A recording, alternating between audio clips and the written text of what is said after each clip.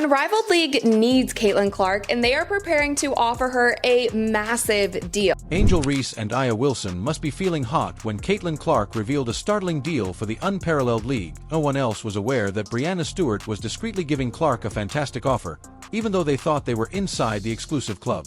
It has just been reported today that Caitlin Clark could receive a Lionel Messi-like offer to play in Unrivaled startup 3-on-3 league, which is a full court press to sign her. It was easy to set up. Clark wasn't just secretly hired by Unrivaled. They implemented a policy prohibiting disclosure on her so tightly that you would assume it was a secret. Now, this is also interesting to me because I feel like it is kind of late in the game to start recruiting Caitlin Clark. The Unrivaled League has 26 of their 30 players already. Clark is making it apparent, though, that many who were supporting her have had enough of the quiet.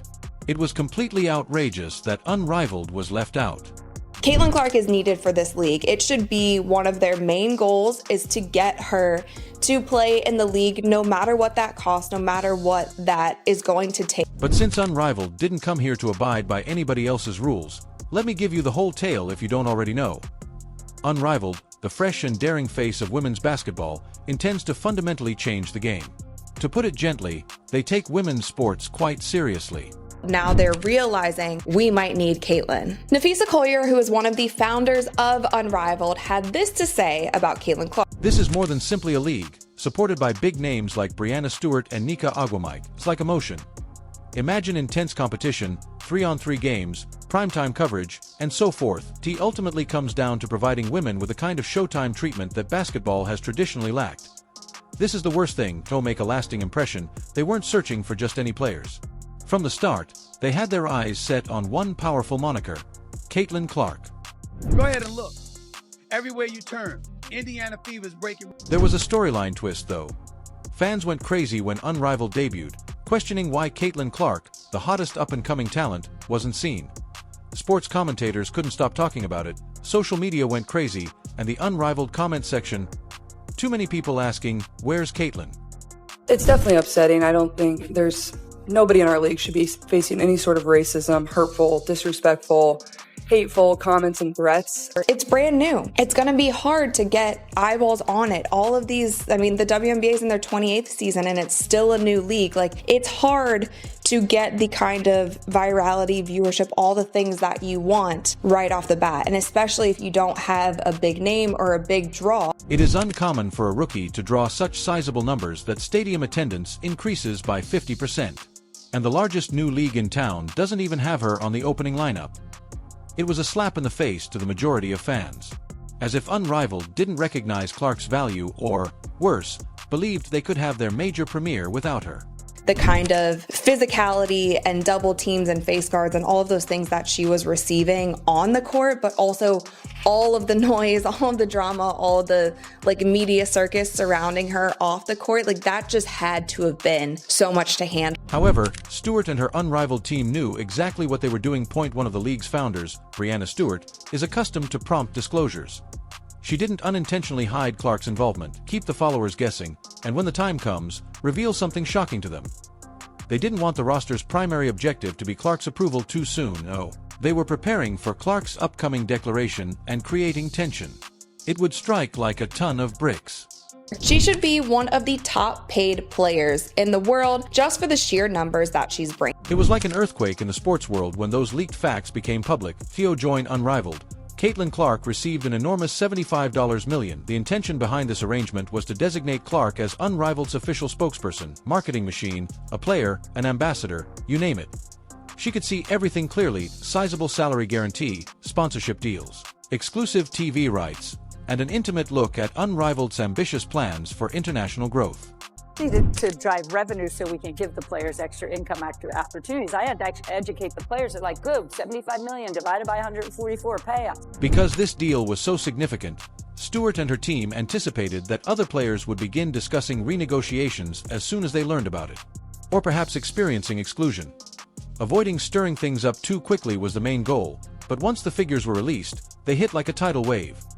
The current WNBA MVP, Aya Wilson, on the other hand, earns about $230,000 every season. It's the type of contract that shouts, "new level," as though it doesn't matter. And it was just announced recently that Unrivaled struck a television deal with TNT. Now, this exclusive media rights deal is reported to be 45 plus primetime games. TNT Sports are also invested in the league, and sources say that it's a 6-year deal that could be worth more than $100 million. Additionally, Unrivaled's recent collaboration with TNT shows their commitment to making women's basketball a primetime hit. We're discussing a full-fledged endeavor and more than 45 games that have been aired. To attract viewers that the WNBA has failed to do, in contrast, the WNBA saw an average of about 657,000 viewers each game in 2024. Unrivaled is wagering that she can double that and more with Clark at the center. Probably the biggest issue that players have. We did a player survey and travel. The league was able to kind of take a lot of pressure off of itself. The atmosphere among Clark's fellow athletes is a little different, even though the crowd is having fun.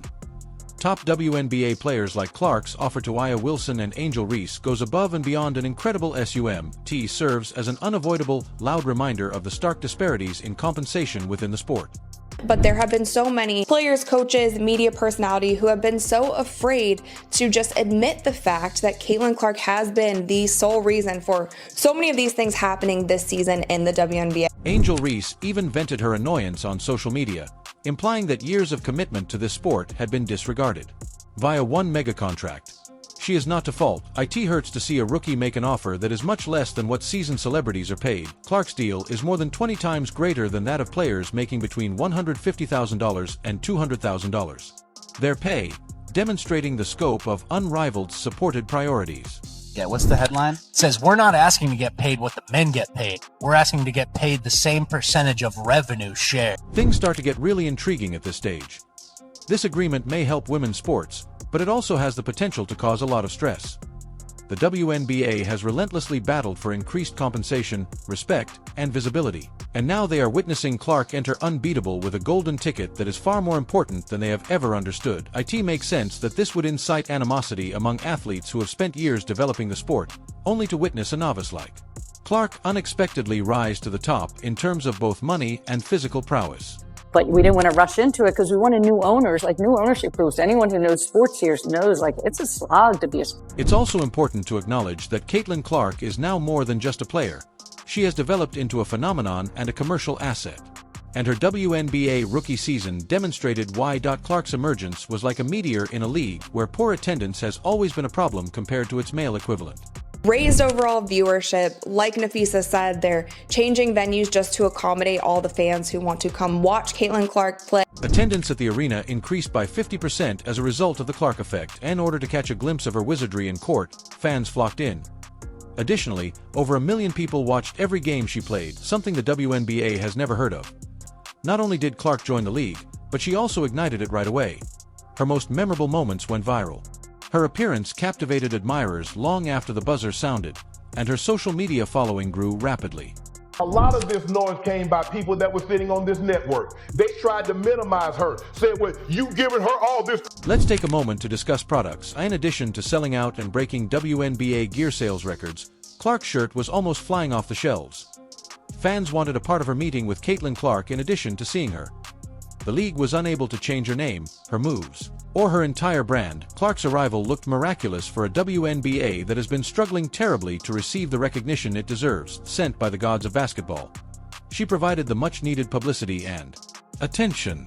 She attracted a whole new, younger, and far more varied fan following in addition to the usual throng. But we have former NBA players playing in Big Three, right? So for Cube to come out and be like, I'm going to pay Caitlin Clark more than I play any of these guys who used to play in the NBA. I'm going to pay Caitlin Clark more because that's the value that I see in her. Ice Cube's Big Three League was considering Clark prior to Unrivaled's massive offer.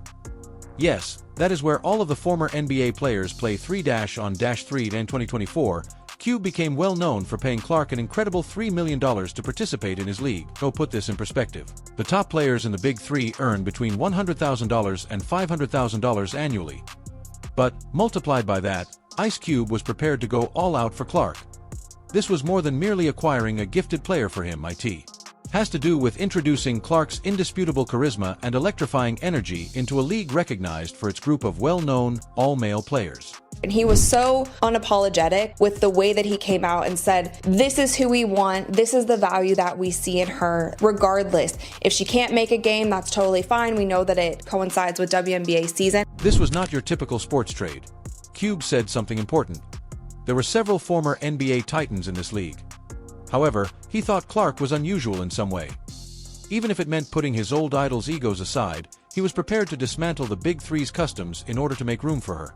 The fact that Clark's game wasn't limited to women's basketball piqued his interest in her cross-sport appeal. T was able to draw in sports enthusiasts from all over the world.